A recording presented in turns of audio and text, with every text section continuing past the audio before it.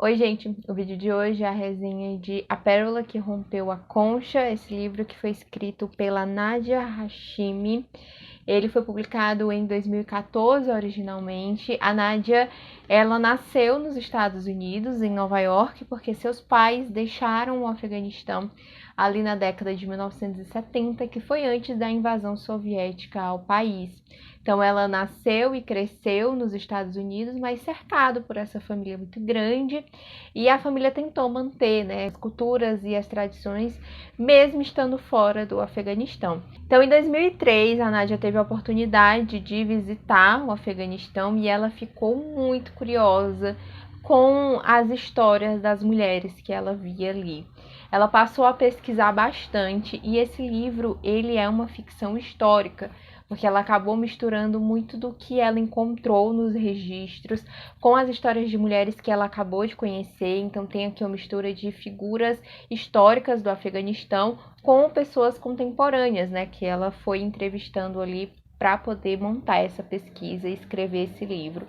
Então ela se dedicou bastante em trazer muito da realidade da mulher afegã em uma história extremamente viciante, dramática, muito, muito triste. E que aqui a gente vai conhecer as mulheres, né, que são duas mulheres as protagonistas em busca de liberdade. Para a gente entender um pouco, né, dessa história, é preciso analisar o contexto do Afeganistão. O Afeganistão é um país ali do Oriente Médio, ele fica situado na Ásia. Eu vou deixar aqui o mapa para que vocês consigam entender o porquê que há tanta disputa, né, pelo território, pelo poder do Afeganistão. Ele é um país que não tem saída para o mar, né, não tem acesso, mas ele está rodeado por grandes potências, tipo China, Rússia, e eles têm interesse basicamente comercial no país, em tomar de conta ali das rotas comerciais, dos minérios. Então, há muitos anos o Afeganistão sofre essas guerras civis. E durante, né, a década de 70, que foi quando os pais da autora aqui, da Nadia Hashimi, saíram do Afeganistão, no final da década de 70, na transição, teve a invasão da União Soviética. Então, o país ele foi tomado por militares com o pretexto de que eles estavam tentando combater guerrilheiros que ameaçavam ir para a União Soviética, né? Na época ainda era chamada de União Soviética, a Rússia, para poder, enfim, propagar ali a religião. Enfim, isso é o que a gente consegue encontrar, né, de registros. E aí, durante a década de 80, guerrilheiros do Afeganistão começaram a se preparar para fazer frente aos militares da União Soviética. E alguns agentes do Paquistão, que é um país que também fica vizinho, passou a treinar esses guerrilheiros e países ocidentais passaram a fornecer armamento, entre eles os Estados Unidos e a Inglaterra.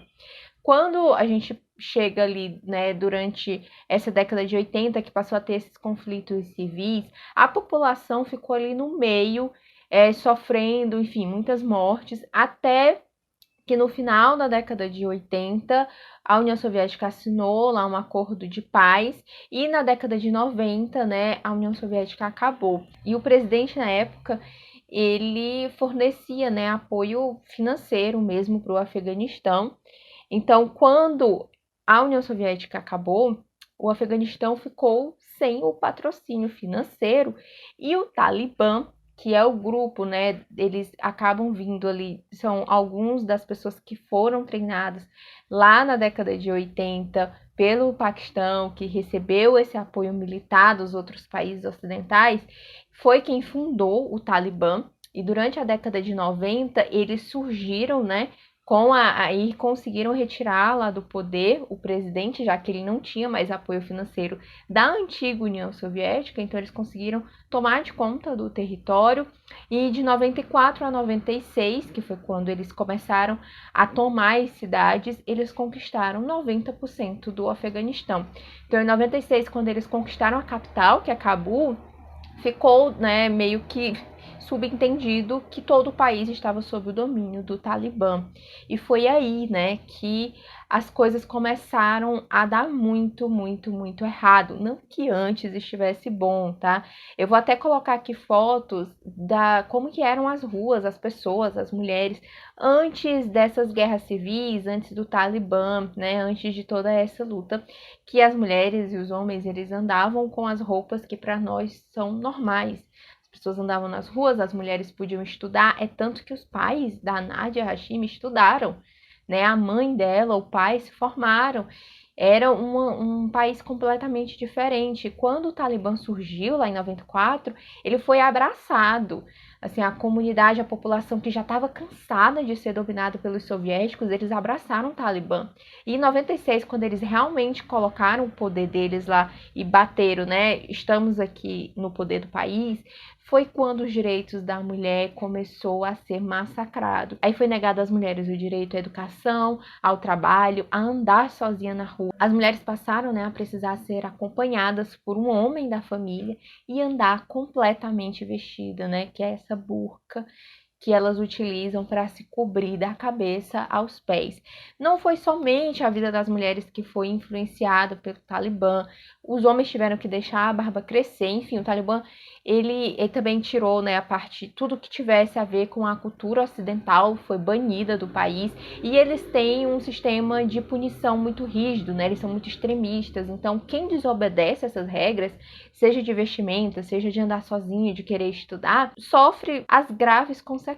Uma ativista que é muito conhecida, talvez tenha vindo aí na mente de vocês, é a Malala, só que a Malala não é do Afeganistão, ela é do Paquistão, onde também há grupos, né, do Talibã, que foi onde ela sofreu atentado simplesmente por querer estudar. Daí tá, a gente tá aqui na década de 90, o Talibã tá lá no poder, e acontece em 2001 o atentado às Torres Gêmeas lá nos Estados Unidos. E foi apontado como mandante desse atentado Osama Bin Laden, que fazia parte da Al-Qaeda e que, segundo, né, os norte-americanos, que na época, se eu não me engano, era o George Bush, que estavam lá na presidência dos Estados Unidos, o Talibã estava cobertando, né, as pessoas da Al-Qaeda e o Osama Bin Laden. Então, quando teve esse atentado, a resposta dos Estados Unidos foi bombardear o Afeganistão.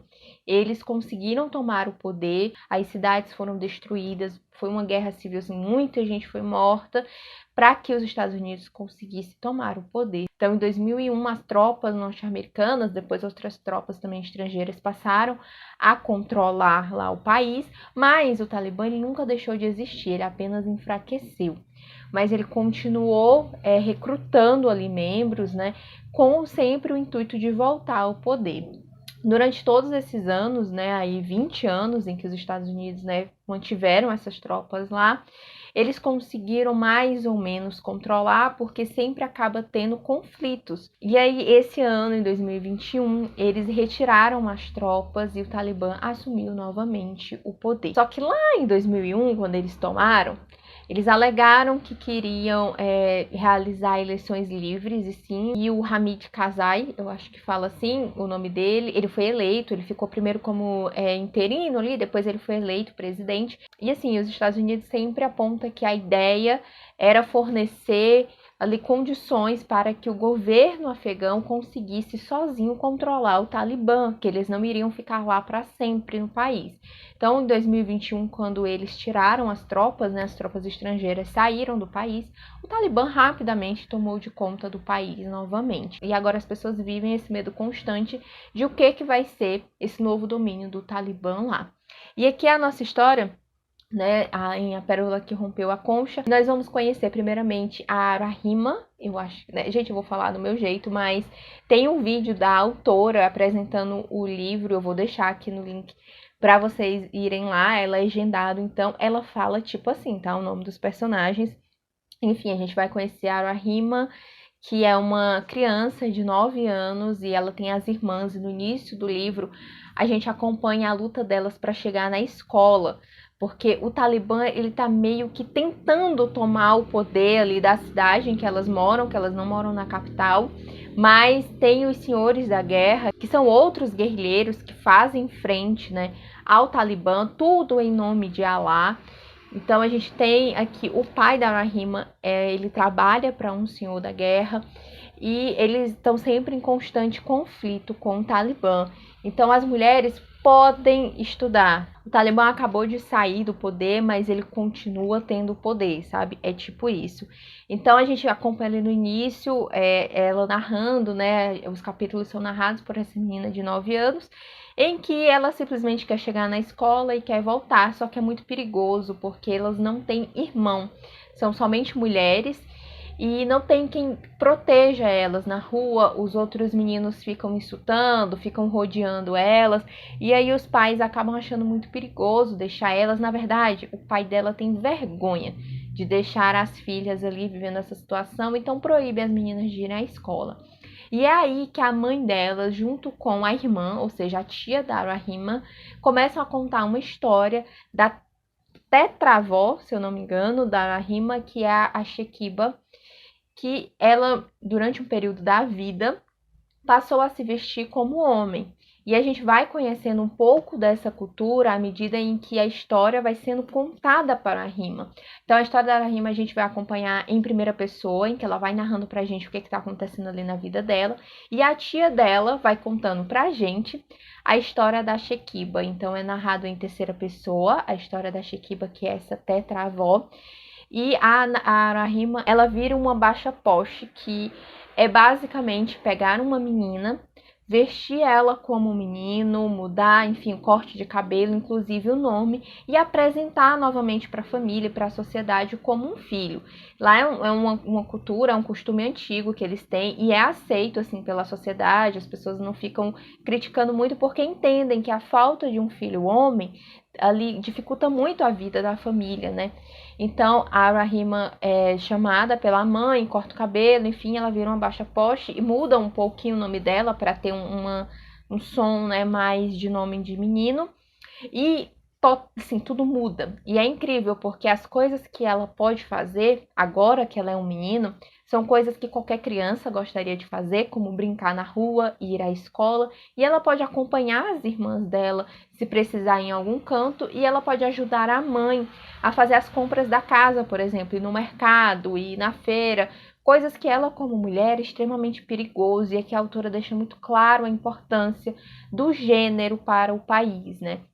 Quando uma filha nasce mulher, é quase com uma maldição para a família. E nesse caso, são 4 ou 5 filhas. Então, o pai, assim, ele já está por aqui. E aí, o pai também, a autora trouxe, né, no pai, uma problemática muito grande do Afeganistão, que é o vício em ópio. O ópio, ele é retirado da papoula e tem a função de analgésico, narcótico, alucinógeno, sabe? E aqui a gente conhece porque ele é utilizado para a fabricação de morfina, heroína.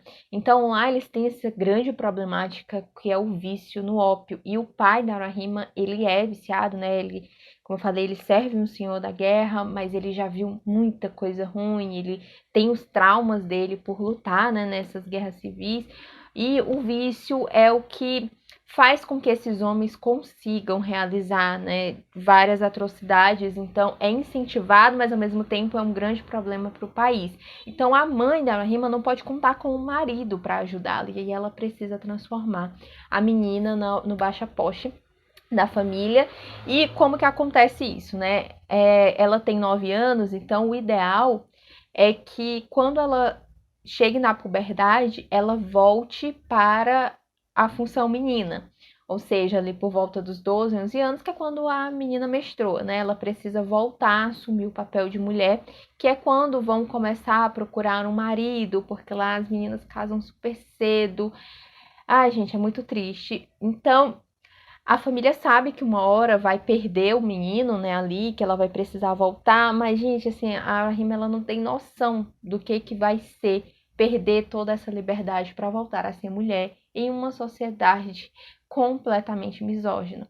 E esse dia chega, obviamente, a Rima, quando ela tá narrando pra gente, não é o presente dela. Ela já é uma mulher casada e ela tá contando como que foi a infância dela. Então, a gente já sabe que ela voltou, ela casou. E ela é, infelizmente, entregue muito nova muito, muito nova, mais nova do que todas as suas irmãs, a um senhor de guerra. Ela vai casar com um homem que tem idade para ser avô dela, e é muito triste. Ela vai ser a quarta esposa. Lá eles têm esse costume, né, de que o homem pode ter até 4 mulheres, seguindo os preceitos da religião. E as mulheres também não facilitam em nada a vida dela.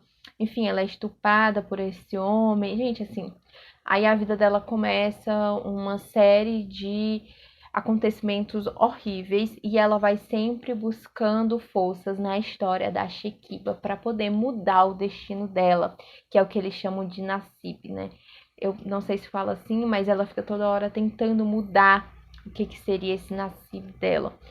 E aí a Shekiba, que é essa tetra-avó, é uma história completamente diferente. Ela, infelizmente, foi perdendo toda a família para doenças e acabou ficando só ela e o pai. E ela meio que passou a agir como um filho para esse pai, só que ela não virou uma baixa poxa, ela não se vestia de homem, né? Quando ela tá um pouquinho mais velha, é que ela passa a precisar se vestir de homem. Eu não vou contar o porquê. E é nisso que inspira a Rahima, né? Essa parte da história da Shekiba em que ela se veste de homem, que ela vai trabalhar. E a autora, ela consegue entrelaçar a história dessas duas mulheres em busca dos seus sonhos. E é incrível a forma como ela escreveu esse livro.